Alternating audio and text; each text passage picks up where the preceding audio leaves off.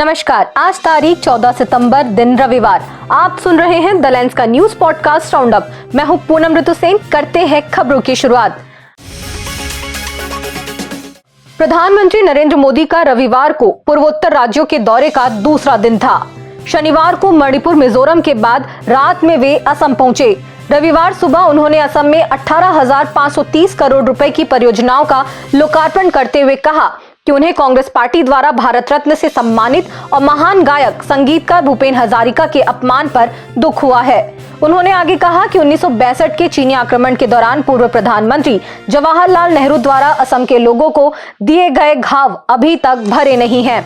2019 में कांग्रेस अध्यक्ष मल्लिकार्जुन खड़गे ने आध्यात्मिक गुरु शिव कुमार स्वामी के बजाय एक गायक को यह पुरस्कार देने के लिए मोदी सरकार की आलोचना की थी। कांग्रेस प्रवक्ता पवन खेड़ा ने पीएम मोदी के नेहरू को लेकर दिए गए बयान को वोट चोरी के मसले को दबाने की कोशिश करार दिया है और कहा है कि मोदी जी को नेहरू जी का चीनी हमले के दौरान दिया गया भाषण सुनना चाहिए, जिसमें उन्होंने असम समेत समूचे नॉर्थ ईस्ट के साथ खड़े होने की बात कही थी। बिहार के नेता प्रतिपक्ष तेजस्वी यादव के एक बयान ने चुनाव से पहले बिहार की राजनीति में हलचल मचा दी है।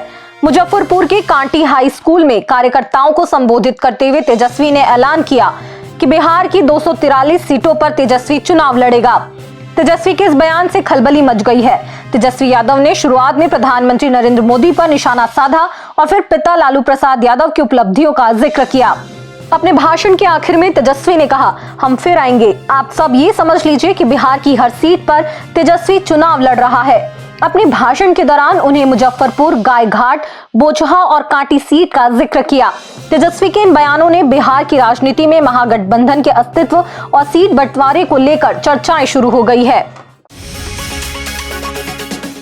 सूर्य कुमार की कप्तानी में भारतीय टीम एशिया कप में पाकिस्तान को चुनौती दे रही है।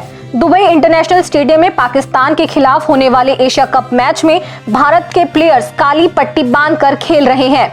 कश्मीर के पहलगाम में हुए आतंकी हमले का विरोध करने के लिए भारतीय टीम मैनेजमेंट ने ये फैसला लिया है। दुबई स्टेडियम में बैनर और पोस्टर ले जाने पर भी रोक लगी है।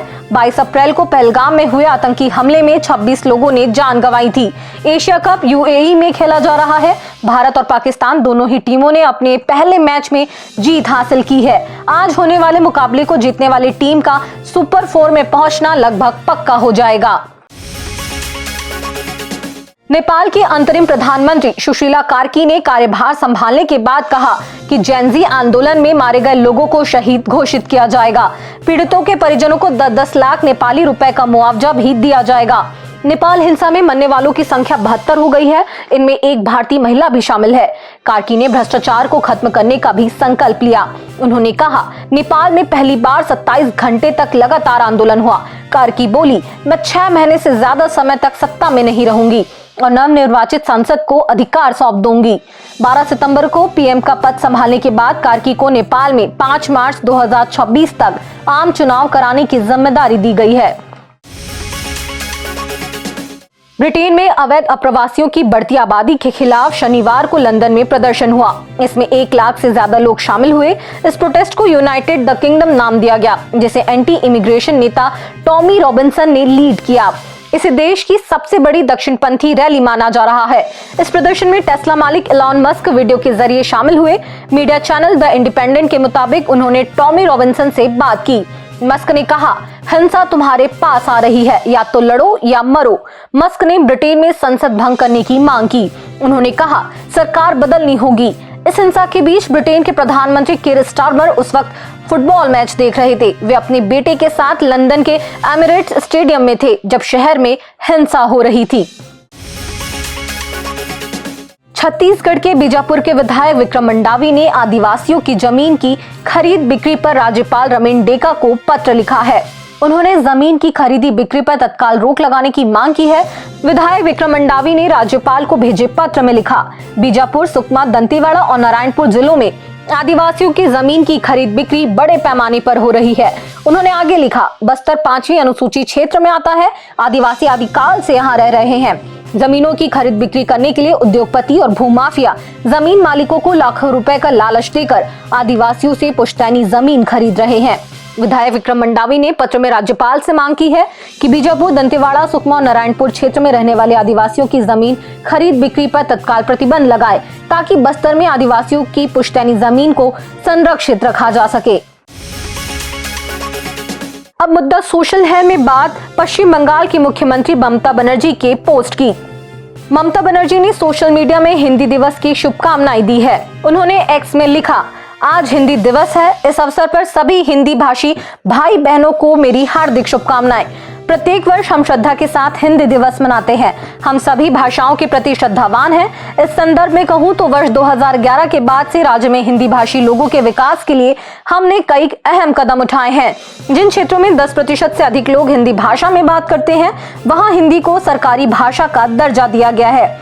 हमने संथाली, कुरुक, कुइमाली, नेपाली, उर्दू, राजवंशी, कामतापुरी, उड़िया, पंजाबी, तेलुगु भाषाओं को भी सरकारी भाषा के रूप में मान्यता दी है। सदरी भाषा के विकास के लिए भी हम प्रयासरत हैं। हिंदी भाषा के विकास के लिए हिंदी अकादमी का गठन किया गया है। शिक्षा के क्षेत्र में बात करें तो हावड़ा में हिंदी विश्वविद्यालय की स्थापना की गई है। बानारहाट और नक्सलबाड़ी में हिंदी माध्यम में डिग्री कॉलेज खोले गए हैं। इसके अलावा कई कॉलेजों में हिंदी स्नातकोत्तर पाठ्यक्रम शुरू किए गए हैं। उच्च माध्यमिक के प्रश्न पत्र अब हिंदी में भी उपलब्ध हैं।